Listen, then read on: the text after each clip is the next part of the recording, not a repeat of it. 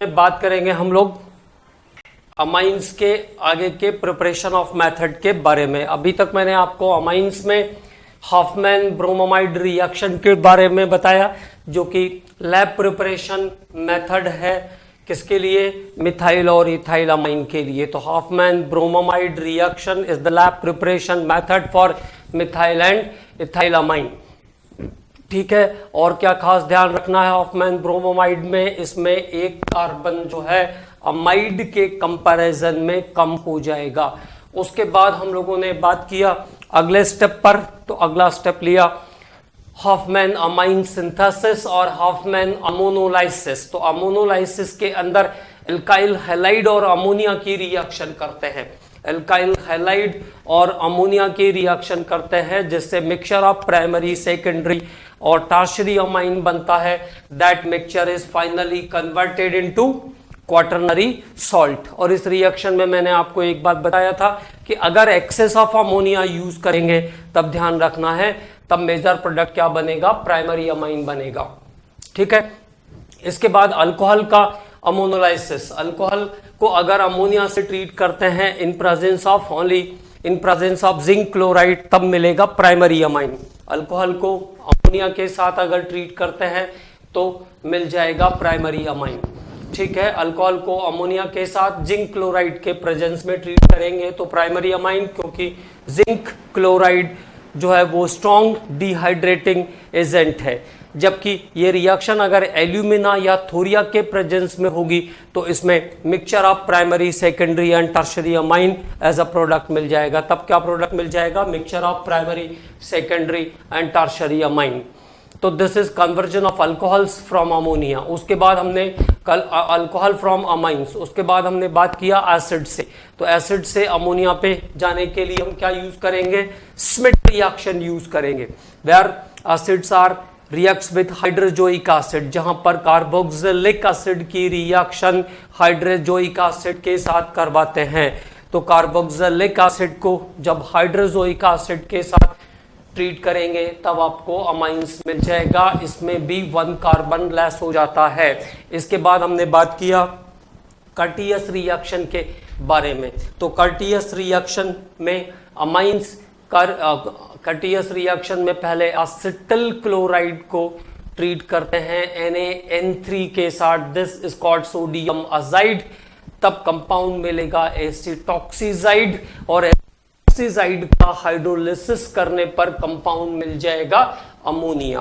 तो यहां तक के रिएक्शन पर हमने बात कर लिया था। अब बात करते हैं रिडक्शन वाले मेथड पर। तो पहला मेथड इसमें लेते हैं reduction of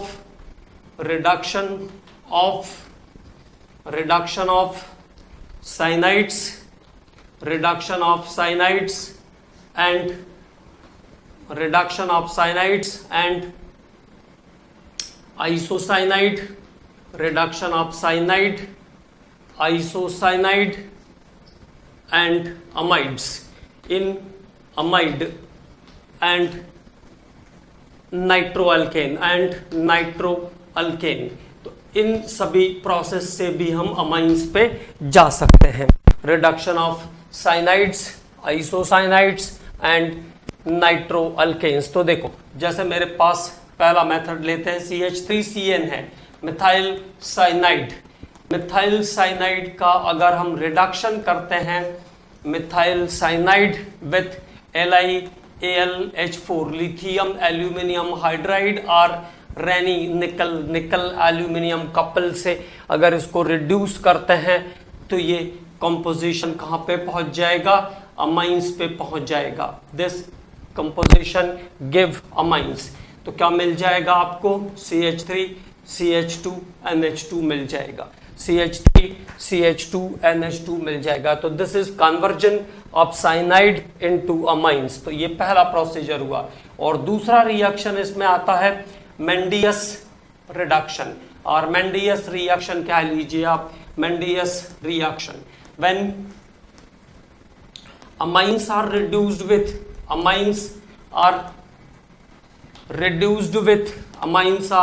reduced with sodium ethanol composition Na(C2H5OH), process तो सेम रहेगा, only there is change in reducing agent, केवल रिड्यूसिंग एजेंट में only change in reducing agent. तो नाउ CH3CN प्लस हाइड्रोजन और इसका सोर्स क्या है Na(C2H5OH), Na(C2H5OH), sodium ethanol composition is the source of hydrogen and this reaction Mendius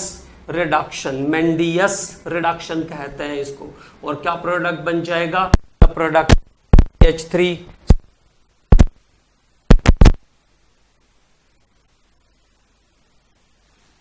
product reaction देखा जाए, लेकिन एज अ कैटलिस्ट सोडियम को एज अ कैटलिस्ट, जब हम सोडियम इथाइल अल्कोहल के कॉम्पोजिशन को तब इसको हम मेंडियस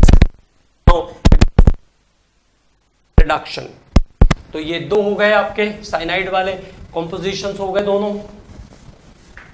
तो साइनाइड्स को LiAlH4 रानी निकल से रिड्यूस करने पर अमाइंस मिल जाएगा। अगर हम इसको Na(C2H5OH) से रिड्यूस करेंगे तब इसको हम कहेंगे मेंडियस रिडक्शन। अब अगला देखते हैं आइसोसाइनाइड से। तो यहां पे ये ध्यान रखेंगे, reduction of isocyanide, reduction of isocyanide, reduction of isocyanide give secondary amine, give secondary amine, give secondary amine. Isocyanide अगर रिड्यूस होंगे तो प्रोडक्ट क्या मिलेगा, secondary amine is the product. तो isocyanides are reduced into secondary amine. Isocyanide का reduction होगा तो secondary amine मिल जाएगा।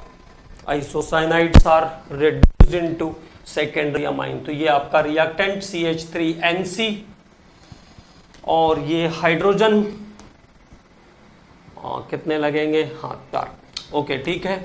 और catalyst is again LiAlH4 lithium aluminium hydride act as a catalyst here. तो ये आ जाएगा CH3NH, secondary amine is the product. तो CH3NH और यहाँ पे तीनों हाइड्रोजन इसके पास आ जाएंगे, all the 3 hydrogen with CH3 with C। तो the product is CH3NH CH3, CH3NH CH3 is the product of reaction. This is called dimethylamine, dimethylamine। तो dimethylamine as a product आपको यहाँ पे मिल जाएगा। The product of the reaction is dimethylamine। तो this is about reduction of cyanides and isocyanide।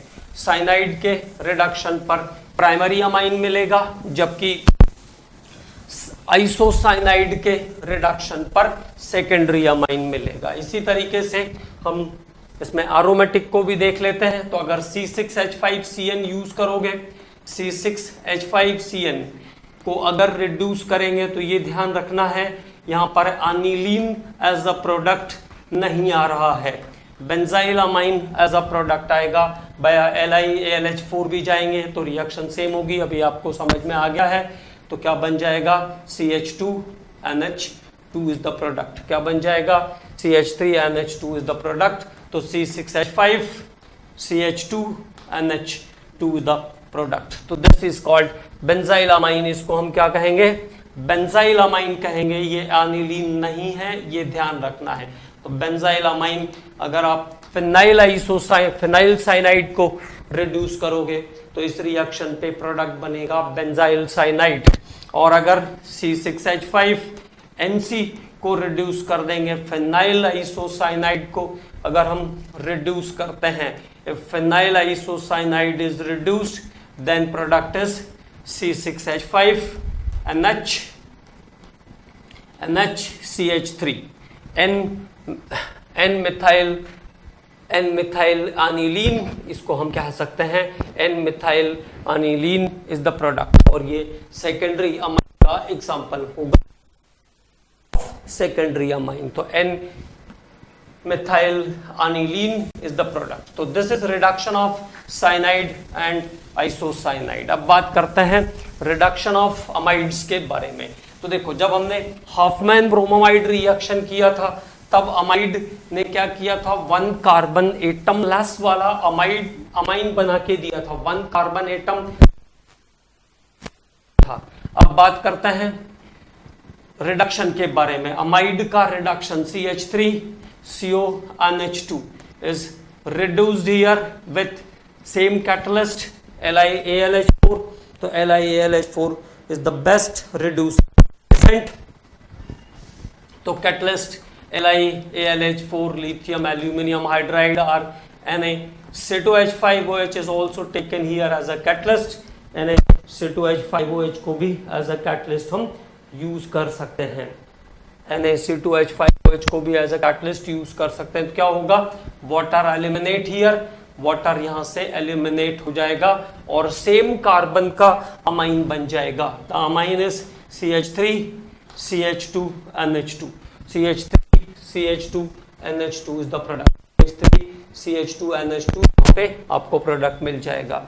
C6H5CONH2 अगर use करेंगे, if the reactant is benzamide, अगर reactant benzamide है तो फिर वाटर रिमूव करेगा और यहां से प्रोडक्ट आपको मिल जाएगा C6H5CH2NH2. C6H5CH2NH2 as a product मिल जाएगा. दिस टाइम अगेन बेंजाइल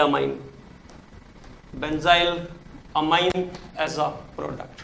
ठीक है, तो अगर अमाइड का रिडक्शन हम करते हैं LiAlH4 या NaC2H5OH के प्रेजेंस में, तो सेम कार्बन वाला अमाइन मिलेगा. जितने कार्बन अमाइड के अंदर हैं उतने ही कार्बन का अमाइंस मिल जाएगा. तो दिस इज और सेकंड मेथड ऑफ रिडक्शन. तो साइनाइड को रिड्यूस करके अमाइन, आइसोसाइनाइड को रिड्यूस करके सेकेंडरी अमाइन और फेनाइल साइनाइड को रिड्यूस करके हम बेंजाइल अमाइन ले सकते हैं. अब उसके बाद नाइट्रोअल्केन्स. नाइट्रोअल्केन से कैसे जाएंगे, तो nitroalkanes are reduced with SN and HCl. SN and HCl और SnCl to HCl भी कह सकते हो. SN and HCl. This is called Stephens reagent और इसको हम Stephens reagent भी कहते हैं, also called Stephens reagent. तो देखो RNO2 here 6 hydrogen is needed. The catalyst is SN and HCl. तो क्या बन जाएगा, RNH2 is the product. 2 oxygen है तो 4 हाइड्रोजन उसको निकालने में खर्च हो जाएंगे. तो now RNH2 plus water. Methyl amine चाहिए तो नाइट्रोमीथेन ले लीजिए. C2H5NO2 का रिडक्शन SN और HCl से, तो प्रोडक्ट क्या मिल जाएगा आपको, CH3NH2 plus 2 water. Methyl amine मिल गया. नाइट्रोमीथेन यूज करेंगे तो मिथाइल अमाइन. नाइट्रोईथेन अगर यूज करते हैं तो प्रोडक्ट आ जाएगा आपके पास C2H5NH2 ethyl amine plus water. Okay, और अगर नाइट्रोबेंजीन यूज करते हैं, C6H5NO2 यूज करोगे तो आपको यहां पे प्रोडक्ट मिल जाएगा aniline. C6H5NH2 is the product of the reaction.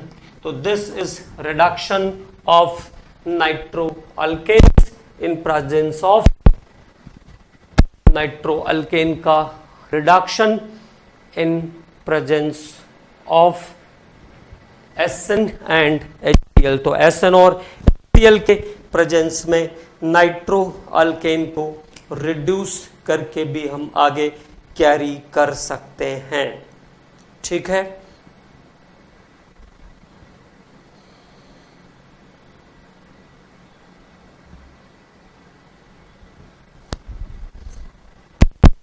तो नाइट्रोअल्केन का रिडक्शन करने पर भी आपको अमाइंस मिल जाएंगे. तो नाइट्रोअल्केन को रिड्यूस करके अमाइंस ले सकते हैं। अगला मेथड देखते हैं उसके बाद। नेक्स्ट मेथड,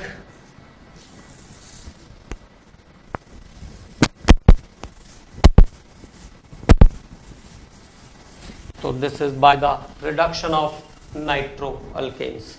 और नेक्स्ट मेथड देखते हैं, Lossen rearrangement. Lossen rearrangement, Lossen rearrangement.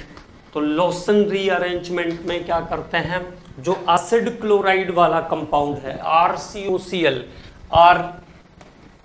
RCOCl acid chloride, तो एसिड क्लोराइड को ट्रीट करते हैं हाइड्रोक्सिलेमाइन के साथ। Acid chloride is treated with hydroxylamine NH2OH, hydroxylamine के साथ। तो यहां से मिल जाएगा आपको पहले HCl और ये प्रोडक्ट आ जाएगा RCONH, hydroxamic acid, hydroxamic acid, hydroxamic acid बन जाएगा। And that hydroxamic acid in alkaline medium lost the acid, alkaline medium में क्या करेगा, वाटर लॉस करेगा। In alkaline medium this compound lost the water, है ना, वाटर को लॉस कर देगा, यहां से एक वाटर लॉस हो जाएगा। And that compound is rearrange to form RNCO, और ये कंपाउंड रीअरेंज्ड हो जाएगा RNCO में। This compound is rearranged into RNCO, okay. और यहां से फिर इसको वाटर के साथ ट्रीट करेंगे।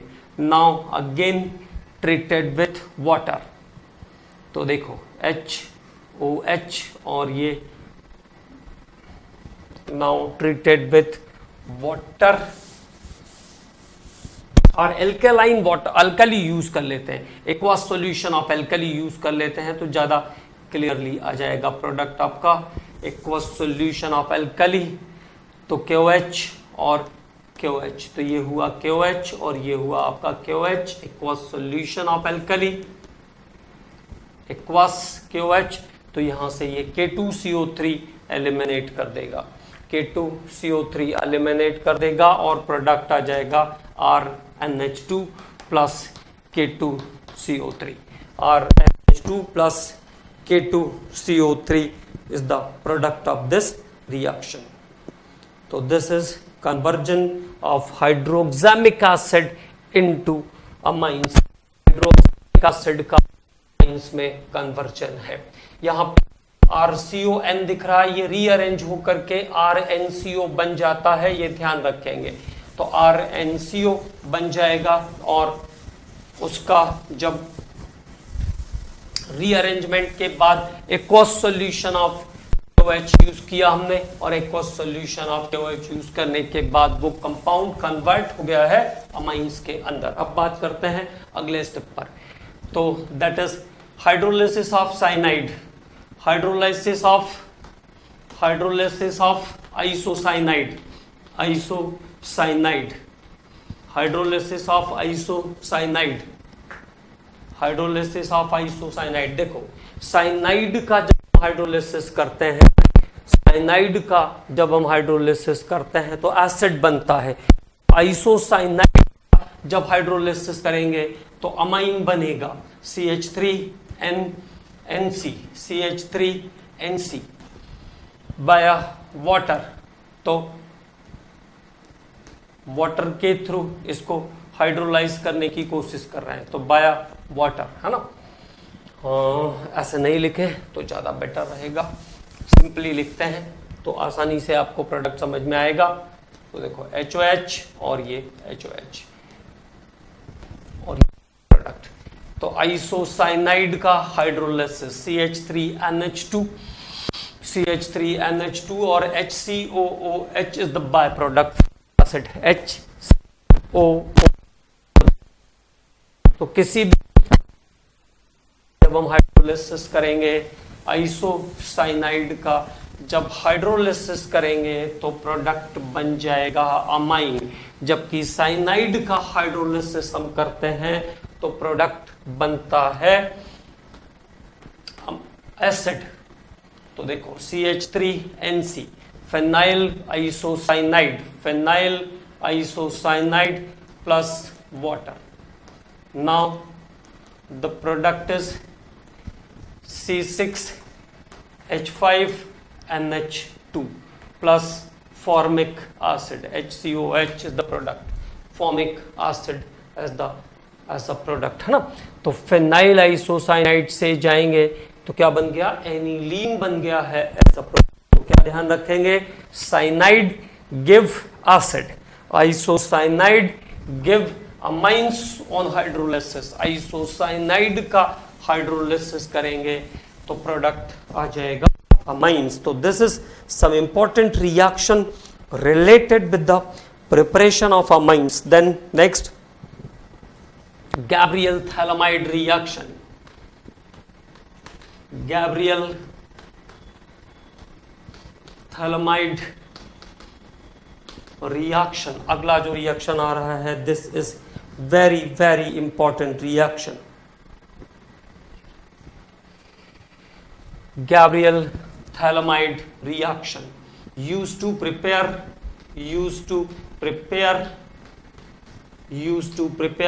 pure primary amine, used to prepare pure primary amine, pure primary amine के प्रिपरेशन के लिए यूज होता है Gabriel phthalimide reaction, use to prepare pure primary amine, शुद्ध प्राथमिक बनाने के लिए उपयोग में लाई जाती है गैब्रियल थैलामाइड रिएक्शन। एक बात इसमें ध्यान रखेंगे, अनिलीन cannot be prepared, aniline cannot be prepared by this reaction, aniline cannot be prepared by this reaction because phenyl group अगर डायरेक्ट फिनाइल है तो C6H5 है तो phenyl group do not show nucleophilic substitution reaction, do not show nucleophilic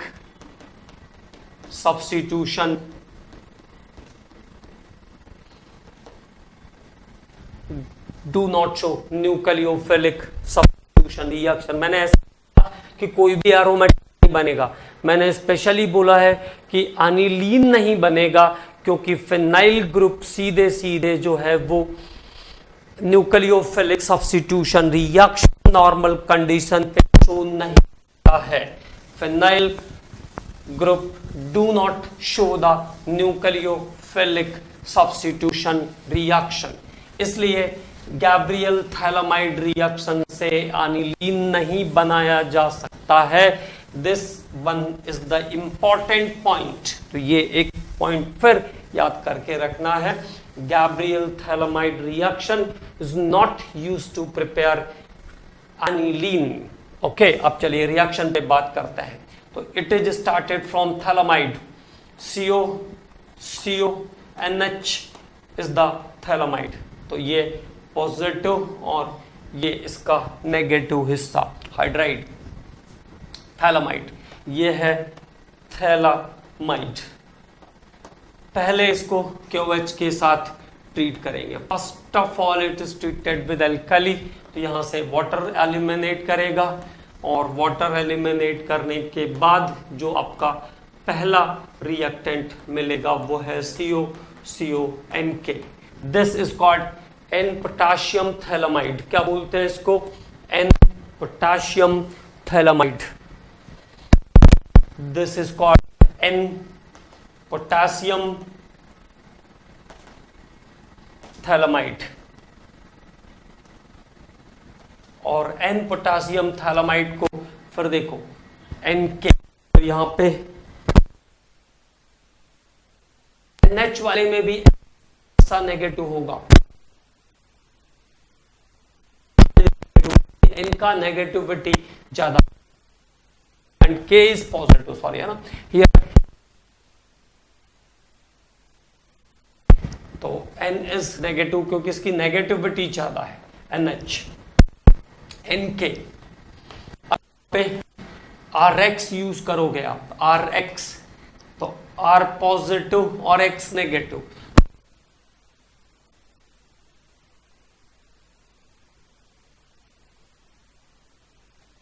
हटाया इसने, तो N ये group हट रहा है,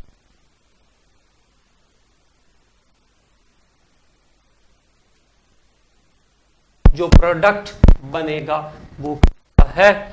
now the product is an potassium phthalimide के बाद CO NR, तो एक पॉजिटिव आके वहां पर जुड़ गया, तो there is N alkyl phthalimide. क्या बोलते हैं इसको? N alkyl phthalimide, N alkyl phthalimide. अब यहां पे R की जगह आप फिनाइल यूज नहीं कर सकते हो, डायरेक्टली फिनाइल यूज नहीं कर सकते R की जगह पर, बस इतनी सी बात ध्यान रखना है। कोई दूसरा या कर सकते हैं, है ना। अभी मैं आपको एक एग्जांपल बताऊंगा, एक क्वेश्चन आया हुआ है तो उसके बारे में हम लोग बात करेंगे तो बात क्लियर हो जाएगी। तो this is N alkyl phthalimide. अब एन एल्काइल के एन एल्काइल थैलामाइड के बनने के बाद इसका हाइड्रोलिसिस करेंगे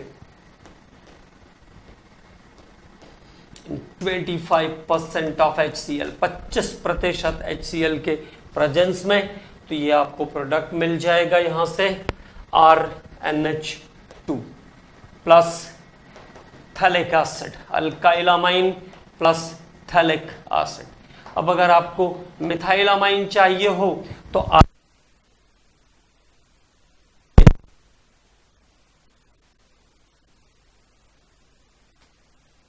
कंपाउंड सीधे नहीं बनेगा, ये बात ध्यान रखना है। अब देखो, जैसे एक बार एक क्वेश्चन आया, उस पर बात करते हैं। तो YTJE का क्वेश्चन है तो थोड़ा सा क्लियर हो जाएगा ये रिएक्शन की कैसे हम प्रोडक्ट को जस्टिफाई करने वाले हैं। तो रिएक्शन क्या था? Reaction is there, the question is there, CO NK यहां तक लेके आए, CO NK प्लस Br2 और ये CH2Br, और ये पूछा कि इसका प्रोडक्ट क्या बनेगा, what is the product of the reaction. तो इस रिएक्शन में क्या प्रोडक्ट बनने वाला है उसके बारे में पूछा। तो one of the end is directly with phenyl, एक सीधा फिनाइल है और एक CH2Br है, तो एक एल्काइल ग्रुप वाला कंपाउंड। तो कौन सा वाला ब्रोमीन रिप्लेस होगा ये ध्यान रखना है, विच ब्रोमाइड इज रिप्लेस, कौन सा ब्रोमीन रिप्लेस होगा। तो जो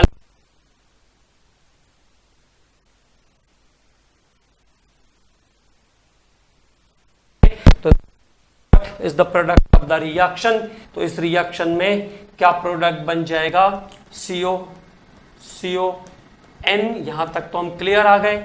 अब उसके बाद क्या बन जाएगा, CH2, और CH2 के पास है C6H5 और C6H5 के साथ Br, C6H5 के साथ Br, और क्या बाहर निकल गया, KBr बाहर निकल गया। तो this is the product of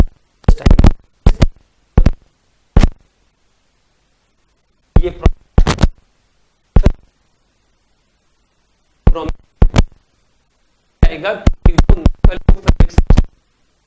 नहीं आता है, मतलब है।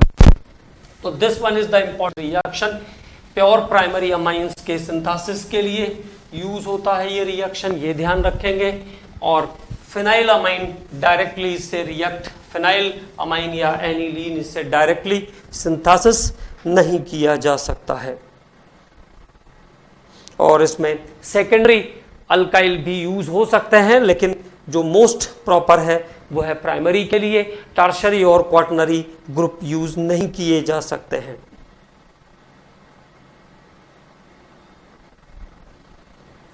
तो there is about the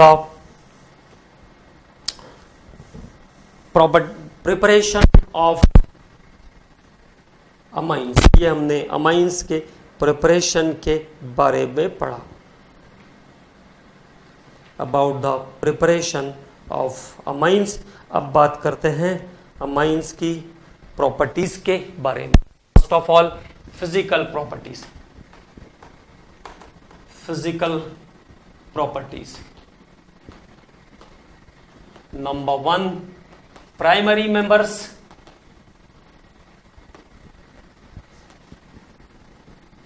primary members are gases और प्राइमरी मेंबर्स आर गैसेस और volatile liquid, volatile liquid. Primary members जो है वो गैस स्टेट में मिलते हैं या वोलेटाइल लिक्विड के फॉर्म में मिलते हैं। मेंबर्स आर गैसेस और वोलेटाइल लिक्विड। तो प्राइमरी मेंबर जो है या तो गैसेस है या तो फिर वोलेटाइल लिक्विड्स है। Second point, fishy order, fishy order, मछली के जैसे स्मेल करते हैं। Fishy order. Amines are soluble in water, soluble in water। अमाइंस कैसे हैं? वाटर soluble है, soluble in water due to formation of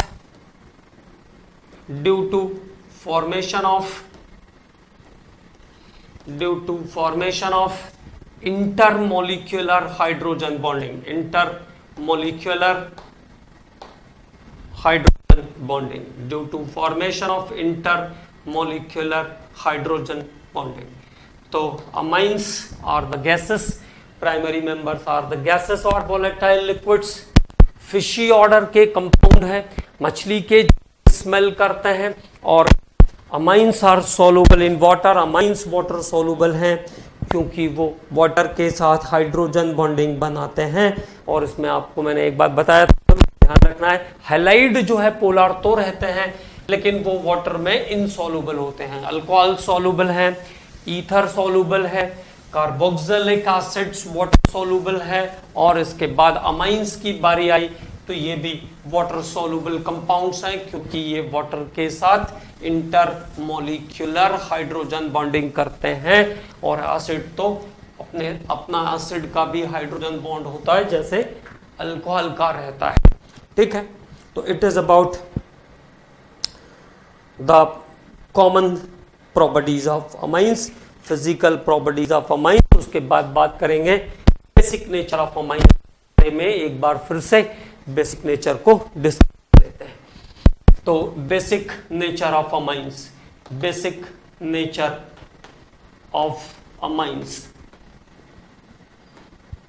basic nature of amines are directly proportional to Kb value, reciprocal to pKb value, directly proportional to pH। ये basic nature को justify करने के सारे criteria है। Directly proportional to P character, directly proportional to P character, reciprocal to S character, reciprocal to S character, directly proportional to plus I effect, directly proportional to plus I effect, reciprocal to minus I effect, reciprocal to minus I effect, minus I effect का reciprocal होगा और plus I effect से directly proportional होगा। Basic nature. Reciprocal to oxidation number, reciprocal to oxidation number, oxidation number जितना ज्यादा होगा basic nature उतना कम होगा। Reciprocal to oxidation number, reciprocal to electronegativity, reciprocal to electronegativity. और इलेक्ट्रोनेगेटिविटी जितनी होगी basic nature of the compound उतना कम होगा। This is about the basic nature of amines. Proportional to Kb value, ये सब प्रैक्टिकल वाली बातें हैं जिनसे हम प्रैक्टिकली निकालते हैं। Reciprocal to pKb, pKb value जितनी कम होगी, जैसे कभी क्वेश्चन आता है ऐसा लिखा रहता है कि कुछ बेसिस का पीकेबी वैल्यू दिया हुआ है, जस्टिफाई करो तो जिसका पीकेबी वैल्यू जितना कम होगा बेसिक नेचर उतना ज्यादा होगा। ठीक है, directly proportional to P character, reciprocal to S, reciprocal to plus I effect, reciprocal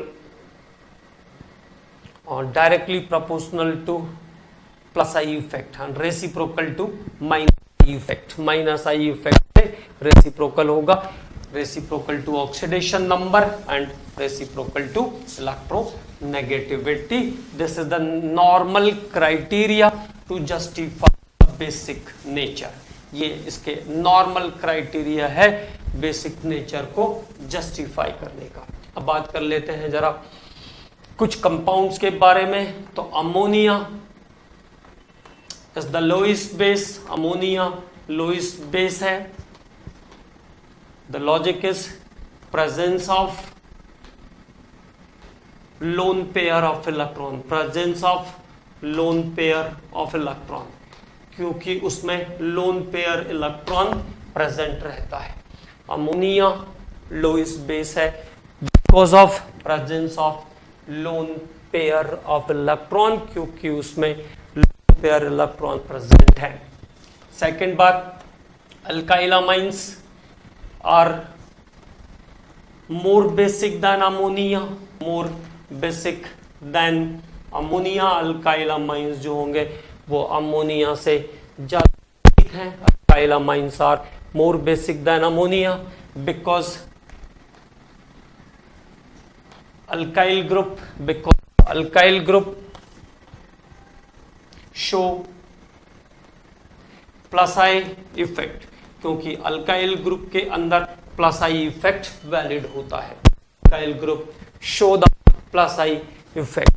तो अल्काइल अमाइंस जो है वो more basic than ammonia because alkyl group show the plus I effect.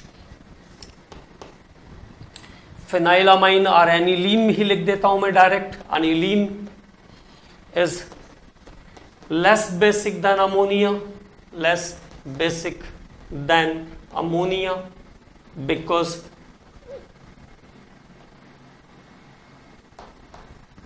phenyl group show minus I effect, क्योंकि phenyl group में minus I effect होता है। Basic than ammonia, phenyl amine जो कम बेसिक है क्योंकि अनिलीन के अंदर जो है माइनस आई इफेक्ट वाला ग्रुप जुड़ा हुआ है। इसका मतलब यह हुआ कि जितने और फिनाइल जुड़ते जाएंगे उतना बेसिक नेचर कम होते जाएगा और जितना इसके अंदर अल्काइल ग्रुप एडअप होता जाएगा उतना बेसिक नेचर बढ़ता जाएगा। ओके, तो अब बात कर लेते हैं सीक्वेंस के बारे में। Order of basicity of amines, तो ये याद करने वाली बात है, इनको याद रखना है। Order of basicity of amine, कुछ नहीं दिया तो ध्यान रखना है secondary, primary, tertiary, then ammonia, then phenyl, if nothing is given. And this is common order for methyl group. If methyl amines, methyl primary, methyl secondary, methyl tertiary, methyl is there, methyl group is there, then order is again same. It means secondary, then primary, then tertiary,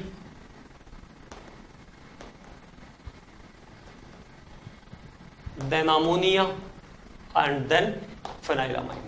If there is the groups are methyl, अगर शुरुआती दौर में methyl से start किया तो order normal order दोनों same रहेगा। Secondary primary then phenyl. If phenyl group is there is some change in order, then the order is P, ammonia, then phenyl. So there is some change in order. Change हो जाएगा order, secondary, tertiary, primary, ammonia and phenyl. तो there is C2H5, C2H5NH, then C2H5N, C2H5, C2H5, there is tertiary, then normal primary, C2H5NH2, then ammonia, and then aniline, C6H5NH2. Okay, so now when ethyl alkyls are there, ethyl alkyl group is there, then there is some change in order. तो अगर ethyl group रहेगा तो order बदलेगा methyl के comparison में, है ना। अब ये सब देखो, अब जैसे ही आप इसके लॉजिक पे जाओगे तो बोलेंगे के बी वैल्यू से चेक कर लो, इसलिए कोई मतलब नहीं है, सीधे सीधे याद करके है। तो दिस इज द सेकेंड। अब बात करते हैं अगले ग्रुप के बारे में, नेक्स्ट। तो अगर वेपर फेज है, वेपर फेज स्पेशली याद रखना है, वेपर फेज होगा तो order is tertiary, then secondary, then primary, then ammonia, then phenyl. तो ऑर्डर फिर चेंज हो गया बेसिक ग्रुप का, तो वेपर फेज में ऑर्डर फिर से चेंज हो गया है। तो order is tertiary, then secondary, then primary, then ammonia in vapour phase. तो वेपर फेज में ऑर्डर चेंज हो रहा है। And once logic is there, important point is there, basic of tertiary amines is always less than secondary amine। जब वो normal condition,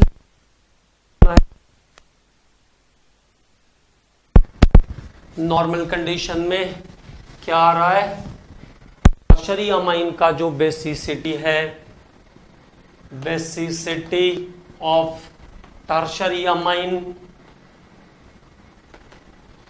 basicity of tertiary amines are less than basicity of secondary amine। Basicity of tertiary amines are less than basicity of secondary amine because of steric effect। steric effect तो ऐसा क्यों होता है, क्योंकि tertiary में steric effect लगता है due to bulk of alkyl group. Bulk alkyl group के कारण इलेक्ट्रॉन डेंसिटी बढ़ेगी और रिपल्शन स्टार्ट हो जाएगा, और उस रिपल्शन के कारण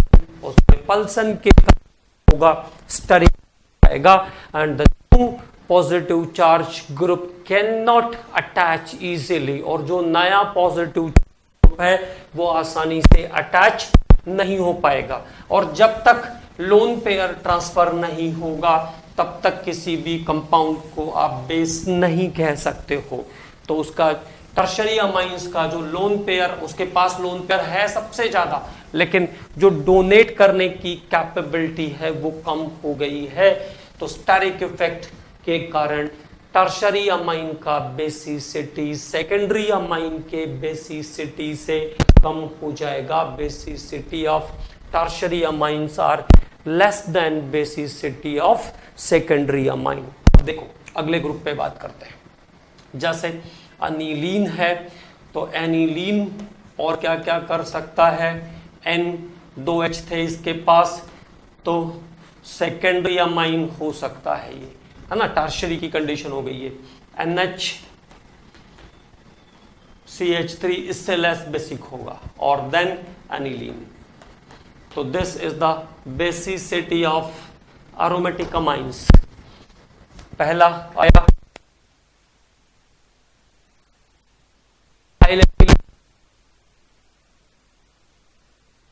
और अगर एनिलीन से स्टार्ट किया मैंने तो aniline is stronger then diphenyl aniline.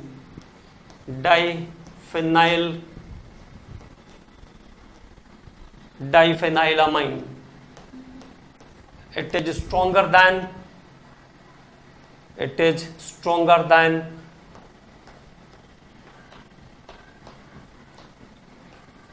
triphenyl amine. It is stronger than triphenyl amine. So there is basicity of ये स्ट्रॉन्ग इससे और ये स्ट्रॉन्गर है. जितना फिनाइल जाएगा उतना कम होता जाएगा और जितना अल्काइल ग्रुप बढ़ता जाएगा उतना बेसिसिटी बढ़ता जाएगा. This is some orders related to the basicity of amines. In the next lecture we are going to discuss some more questions on this topic and then start the chemical